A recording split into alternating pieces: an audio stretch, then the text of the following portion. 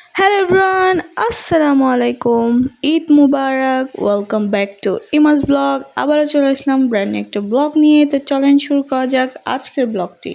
যেহেতু আজকে কোরবানির দিন, তাই সকাল সকাল উঠেই হচ্ছে আমি গরুদেরকে দেখতে চলে যাই, কারণ আজকে তারা কোরবান হয়ে যাবে আল্লাহর নামে। তাই তাদের সাথে একটু কথা বলে নিই। আর হচ্ছে এদিকে আমি চা বসিয়ে দিই, কারণ চা না খেলে আমার দিনের শুরুটাই হয় না। আর আমি এদিকে চা খেতে খেতে ওইদিকে এসে দেখি হচ্ছে অলরেডি কোরবানি স্টার্ট হয়ে গেছে, কোরবানি করা আর কি। এদিকে হচ্ছে আমাদের পাশের বাসার গরুটাকে বেঁধে প্রস্তুত করা হয়েছে যাতে করে কোরবানি করা যায়।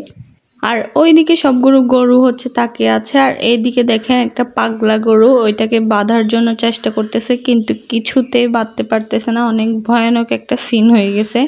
পরে আবার অনেক কষ্ট করে ওইটাকে বেঁধে ফেলছে। আসলে আমার সমাজে এখনো ওই নীতিটা স্টার্ট হয় নাই যে একটা গরুকে কোরবানি করার সময় আরগুলোকে একটু দূরে রেখে তারপর কোরবানি করতে হয়।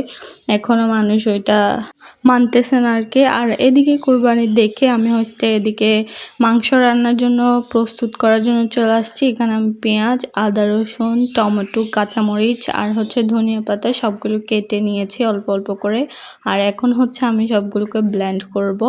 এই যে আমি ব্লেন্ডারে দিয়ে এখন ভালো করে ব্লেন্ড করে নেব সব কিছুকে। এখন ব্লেন্ড করা শেষ হলে আমি হচ্ছে এগুলোকে একটা পাত্রে রেখে দিব। এখন রেখে হচ্ছে ভালো করে ঢেকে ঢুকে রেখে দিব, কারণ মাংস আসতে এখনও অনেক দেরি।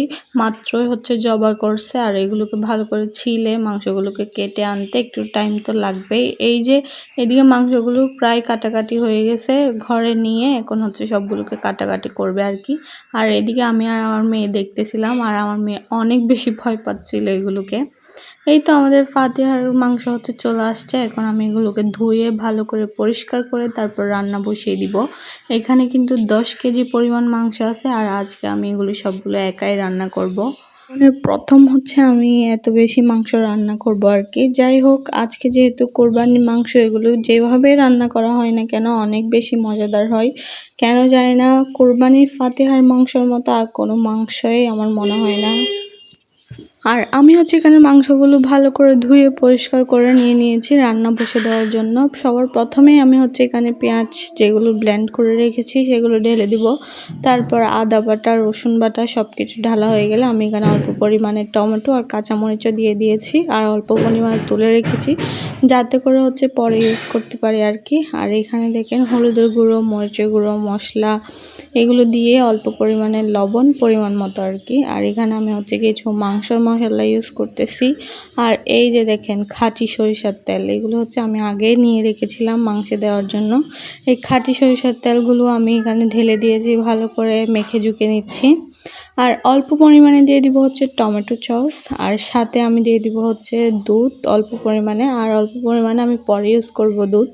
আর ভালো করে মেখে নিয়েছি। আর আমি উপর থেকে হচ্ছে তেজপাতা, এলাচি আর লং দিয়ে দিয়েছি, আর উপর থেকে ঢেলে দিচ্ছি হচ্ছে কালো ভুনার মশলা। আসলে এগুলো হচ্ছে সবকিছু অপশনাল, একটু টেস্ট বেশি হওয়ার জন্য আমি এগুলো ইউজ করতেছি। আর এদিকে দেখেন আমার মেয়ে হচ্ছে দাঁড়ায় দাঁড়ায় দেখতেছিল, আর সে বলতেছিল সে নাকি মানে গরুর মাংস খাবে, এটাই বলতেছিল।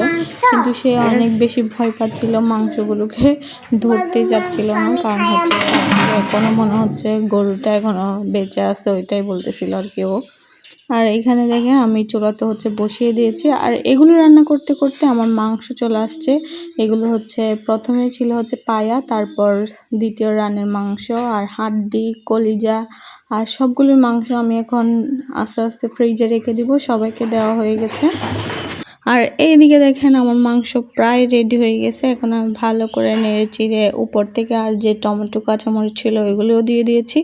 আর অল্প পরিমাণে দুধ আমি আবারও দিয়ে দিয়েছি এখানে, আর অল্প পরিমাণে দিয়ে দিয়েছি হচ্ছে পানি। আর এগুলো যতক্ষণ পর্যন্ত না হয় ততক্ষণ পর্যন্ত আমি ঢেকে ভালো করে এগুলোকে সিদ্ধ করে নিব। ঢেকে কিছুক্ষণ রেখে দেওয়ার পর আমার মাংস কিন্তু একদম রেডি হয়ে গেছে। এই যে দেখেন কালারটা দেখেন, জাস্ট ওয়াও একটা কালার। আর এই মাংসগুলো দেখে আমার হাজব্যান্ডের কথা অনেক বেশি মনে পড়তেছিল, কারণ সে কুরবানির ফাতিহার মাংস অনেক বেশি পছন্দ করে। আর এতগুলো মাংস রান্না করার পরেও সে একটাও খেতে পারবে না, ওইটাই মনে করতেছিলাম। আর এইদিকে রান্না বান্না শেষ করে আমি হচ্ছে খাওয়ার জন্য বসে গেছি। পরোটা নিয়ে নিয়েছি আর সাথে নিয়ে নিয়েছি হচ্ছে মাংস। আজকে জমিয়ে খাওয়া হবে। সো আজকের ভিডিওটা থাকছে এতটুকুই। ভালো লাগলে সবাই লাইক করবেন, কমেন্ট করবেন, আর আমার চ্যানেলটাকে সাবস্ক্রাইব করে দিবেন।